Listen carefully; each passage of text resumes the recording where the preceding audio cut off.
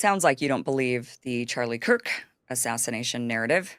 Oh, how can you? How can you? I mean, it doesn't look a 30-06 round. I mean, you just look at it. Anyone who's hunted, they'll tell you it can take, it can cut through a deer. And they're talking about it was so his neck bone was so strong it stopped it from exiting. But Right. the first image that I saw, unless it was AI right away, was blood gushing out of his neck. Yeah. So that looked like an exit wound to me. Right. I thought immediately when I saw that, I said, well, it looks like the trajectory would have been a little bit like on the same level or a little bit up. It didn't seem like a downward angle trajectory, and certainly not from the position they're talking about. So I'm more of a believer that the lapel mic could have been an explosive device. Really? A lot of people, that's one that people have been exploring a lot, that maybe that microphone.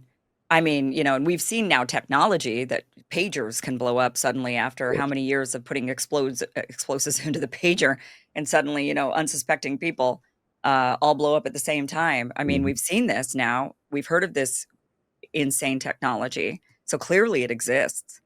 Of course, yeah. So yeah, I've heard more and more of this, and that's why it would explain why the shirt kind of flew up, and then that would have been potentially would have caused. I mean, that's why. I mean, have we seen an autopsy? Have we seen anything divulged along those lines? No, no, and that's what's also strange. We would have had one A by little. now. A Yeah, little. That's why I say look at the forensics, because it's very like RFK Senior. Everyone saw Sirhan with the gun firing. Oh, case closed. Except that the kill shot came from behind. Look at the from a forensics. different direction. And it's like, oh yeah, just blame it on the Palestinian. That's like people will believe that. It's easy to believe, right? Sure. Oh, sure. Um, so with So, this one though, but they've got this kid, and there were all of these stories that came out that have now been, I guess they're not true. Like the parents, they said at first, like, oh, the parents turned him in, or the dad turned him in, and the kid confessed to the dad. And then we find out, no, that's not true. That was just some sort of rumor that got started and swirled around the to make media everybody is be like, well, the media is so powerful. They can literally a lie spreads around. What is it? There's like a lie spreads around the world faster than the truth can right. put on its jacket or something. Yeah. I mean, and then it turns out now the parents, I think, are in witness protection program. Like they swept him off. So that's why we haven't heard from the parents at all. They're in a witness protection program. Well, why are they in a witness protection program? I mean, Yeah. that's weird, right? Hmm.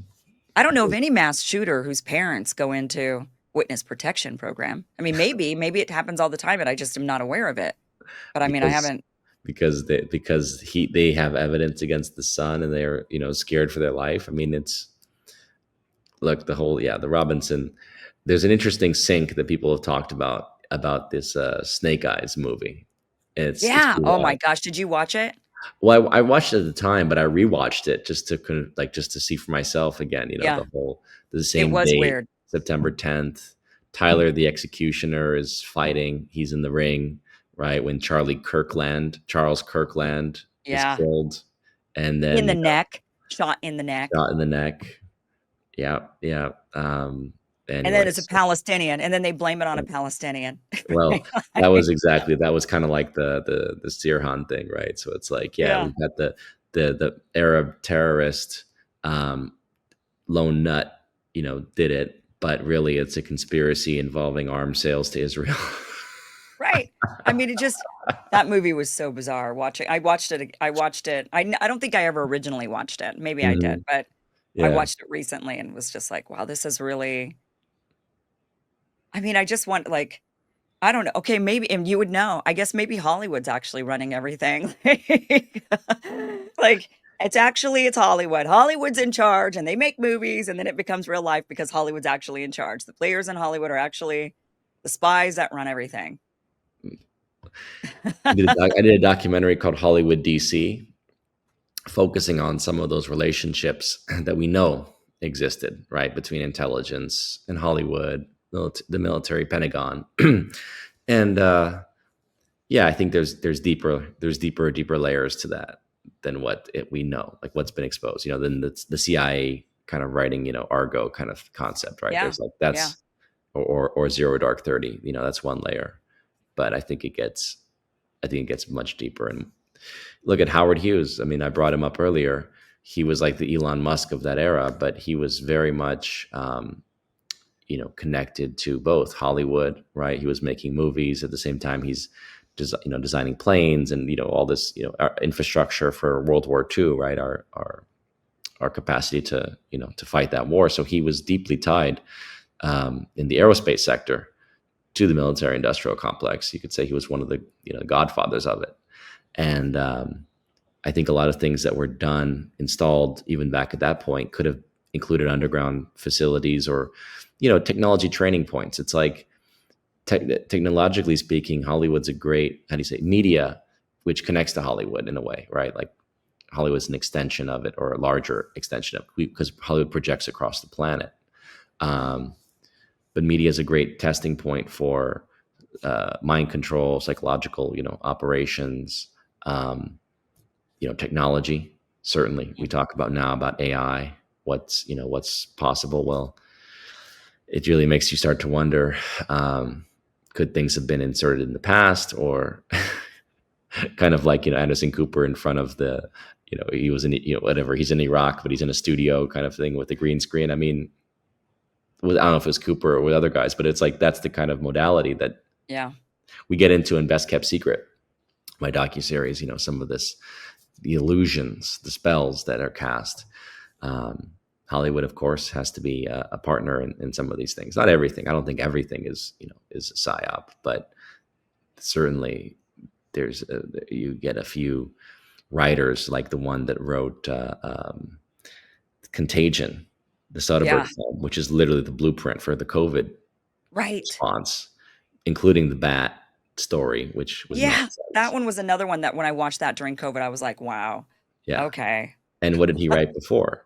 The writer of that was involved with the Inconvenient Truth nonsense, the Al Gore, hoax around global warming, to freak people out and make Al Gore's made probably what, tens of millions, if not hundreds of millions of dollars off of, swapping carbon credits and things like this.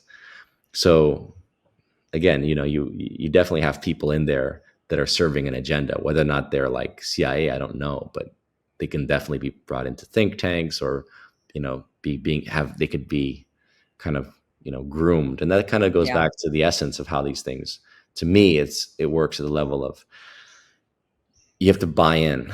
You have to buy in, as like as a journalist and stuff. It's like, if you're not going to go work at CNN and not buy in and last very Yeah. long.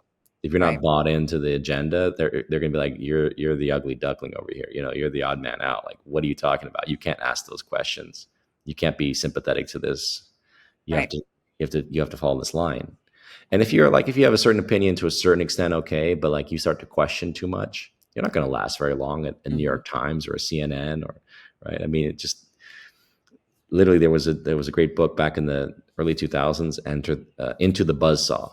And that was kind of the inspiration for my show that I had for many years called Buzzsaw, where we were questioning all the mainstream narratives. And because Into the Buzzsaw was basically what the journalists said when their editors would kill a story, like Mhm. Gary Webb, with the Contra cocaine CIA connections, right? And like, he ultimately, he did his work for the San Jose paper, and ultimately the Mercury. Was it the Mercury? And then, the LA Times, all these other people come after him, and then basically, because, oh, you made this mistake, you made that mistake, you made that mistake, and whatever it is, like they basically bully you until ultimately the paper like retracts it and says, oh well, Yeah. sorry, it was flawed, and then next thing you know, it's like they kill your career, and yeah, I mean, there's countless stories like that. Thank you for watching this clip from the full Kim Iverson show, which you can catch Monday through Friday, 2 p.m. Pacific, 5 p.m. Eastern at KimIversonShow.com. It is free for you to watch. Again, 2 p.m. Pacific, 5 p.m. Eastern,